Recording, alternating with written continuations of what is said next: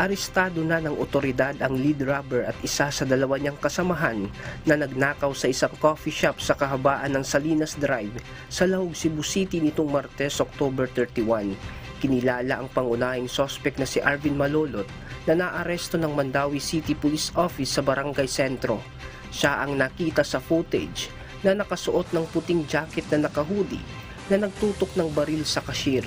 Ayon kay MCPO Deputy City Director for Administration at spokesperson Police Lieutenant Colonel Franco Rudolph Oriol, nahanap ng kanilang intelligence unit ang mga suspect sa pagnanakaw matapos silang makatanggap ng impormasyon mula sa mga concerned citizen at iilan sa mga kakilala ng suspect.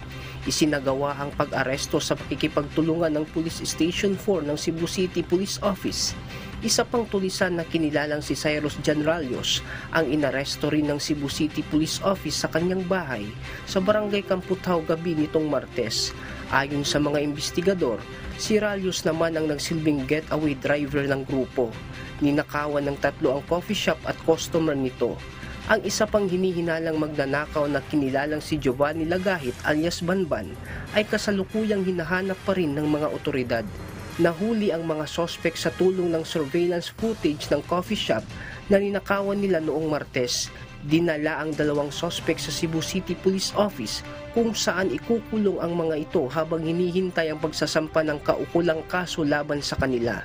Hinimok naman ni Police Lieutenant Colonel Janet Rafter, CCPO Deputy Director for Operations, ang ikatlong sospek na sumuko na sa mga otoridad.